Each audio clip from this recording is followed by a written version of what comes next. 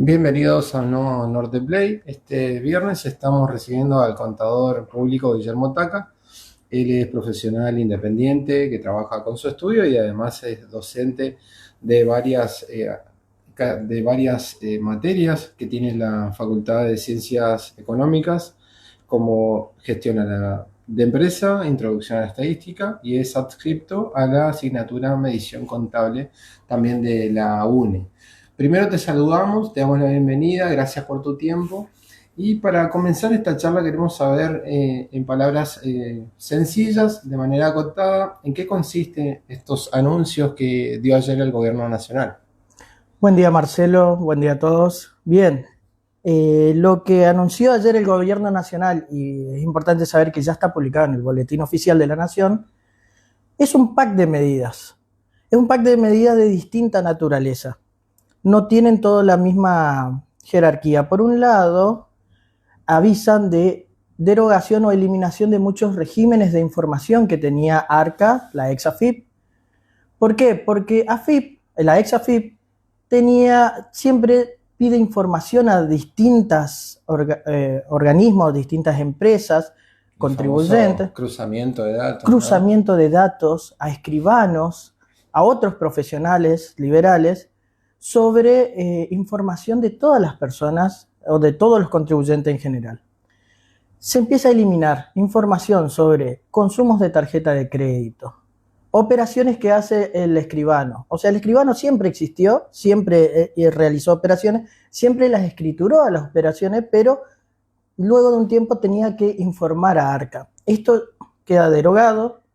También quedan derogados otros regímenes de información, como ser acá en la zona quizás no es muy importante, pero a nivel nacional sí, como cuotas de escuelas privadas, como ser cuotas o pagos de expensas. Esos también tenían un régimen de información. ¿Qué pasa con esta parte de los anuncios? ARCA empieza a tener menos información de cada contribuyente. Eso por un lado. Por otro lado, también informa algo que a los monotributistas realmente no le va a tocar mucho, pero a los que son responsables inscriptos va a ser un ahorro de costos importantes, que es una simplificación en las declaraciones juradas anuales, particularmente el impuesto a las ganancias. Hoy en día el monotributista no es necesario, no va a sentir ninguna diferencia, pero el responsable inscripto, que quizás no es una persona que tenga extraordinarios ingresos, pero no puede estar en el régimen simplificado del monotributo, va a tener una menor carga administrativa a la hora de declarar. Y un tercer punto es lo que había anunciado ya el vocero presidencial Adorni, de usar los dólares bajo el colchón. Bien. El famoso canuto. Esto es algo muy importante y vale destacar que todo esto que nosotros estamos escuchando no es una carta blanca para hacer lo que quiera, sino lo que está sucediendo. El Estado ahora está cambiando su interpretación de la realidad, el paradigma. Antes, y no hace mucho, o sea, hasta antes de los anuncios, si una persona iba con dinero ahorrado de toda la vida a depositar en el banco, porque muchas veces, y ustedes y todo el mundo sabe que en nuestro país, la moneda extranjera siempre fue la unidad de reserva de valor ante las variaciones de la inflación que tuvo el país.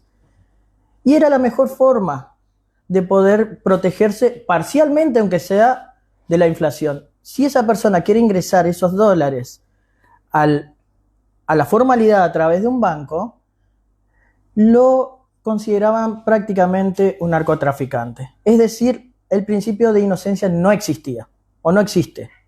Esto lo que viene a cambiar es dar vuelta a esta presunción y decir, bueno, deposita, hacé tus cosas y luego investigaremos si realmente si realmente sos un narcotraficante o sos una persona de bien que estuvo toda la vida ahorrando un poquito y quiere ponerlo para darse un lujo o para invertir o lo que fuese. Esas son las cosas que fueron ayer publicadas por la Nación. Bien. Al fin de cuentas, un cambio completo de paradigma se puede decir en lo que se concibía como el vecino, la persona común, que como decís vos, no es un gerente de banco, pero de alguna manera intenta resguardarse de los vaivenes de la economía, teniendo este ahorro bajo el colchón, como se conoce. Claro, el ciudadano de a pie, mi vecino, yo, vos, ¿en qué nos afecta esto? En la parte de ganancia, esta declaración simplificada, quizás no, pero hagamos referencia a algo tan simple como la tarjeta de crédito. Hoy tarjeta de crédito muchas personas tienen mucho acceso a la tarjeta de crédito, está bastante democratizado la tarjeta de crédito. Todas las operaciones que se hacían por tarjeta de crédito se informaban a Arca. ¿Y qué sucede cuando vos tenés una actividad que quizás no la tenés declarada, pero por razones ajenas a tu buena voluntad? Puede ser una persona de pocos recursos que tiene una tarjeta de crédito y que tiene un límite bajo, pero por más bajo que sea el límite, igual informa. Claro. Esos son consumos que informa Arca. Entonces Arca dice, ¿de dónde sacaste el dinero para pagar la tarjeta de crédito? Ahí está esa información ya no va a tener Arca. Bien. Esa información de tarjeta de crédito no la va a tener. Menos persecución, podemos decir. Menos persecución. Las transferencias bancarias, los saldos en el banco, tampoco va a tener información.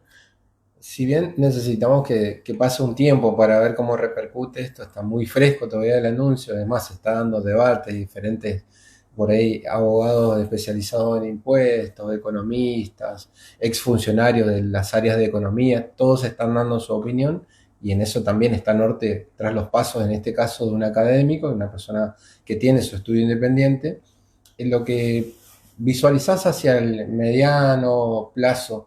Es que esto va a agilizar de alguna manera las operaciones, va a motorizar esa economía que siempre estuvo, pero ahora no necesita esconderse, podemos decir. Exactamente. De hecho, un abogado, Carlos Maljatón, siempre dice que la economía no se reactiva, la economía existe en el país, solamente que estaba informal.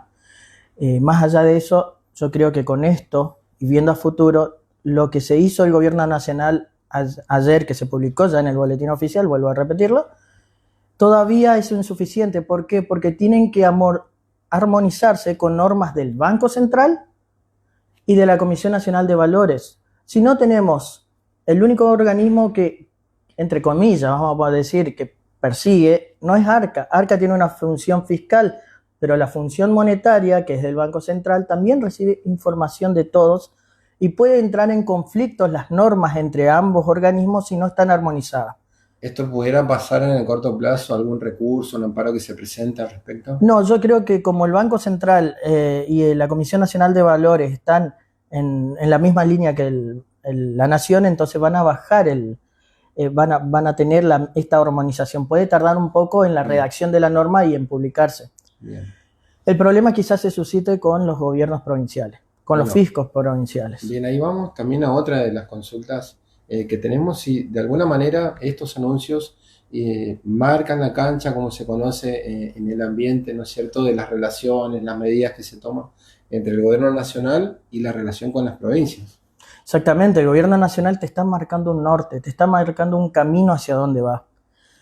Y las provincias tienen la decisión. Hoy vamos a ver que hay muchas provincias, estas nuevas comunicaciones que tuvo el gobierno nacional, de alguna manera u otra, van a impactar en la recaudación nacional. Y la recaudación nacional es parcialmente sujeto a la coparticipación de las provincias.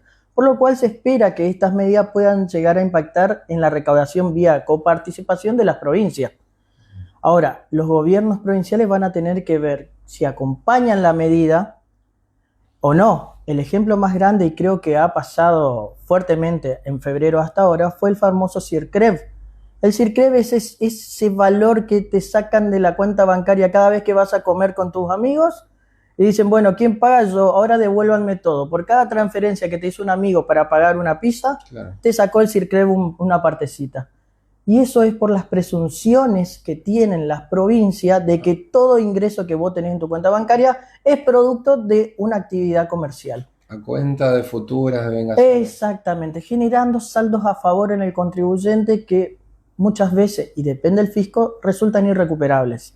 Claro, que además tiene también una forma, una operatoria que no es muy fácil de tramitarla, gestionarla y finalmente que eso ingrese a los recursos de la persona, ¿no? Es exactamente, el contribuyente tiene que contratar un contador muchas veces, abonarle sus honorarios para poder salir del sistema, de este padrón de CIRCRE, para que dejen de debitarle ese valor y en algunos casos, si es posible, recuperar lo debitado.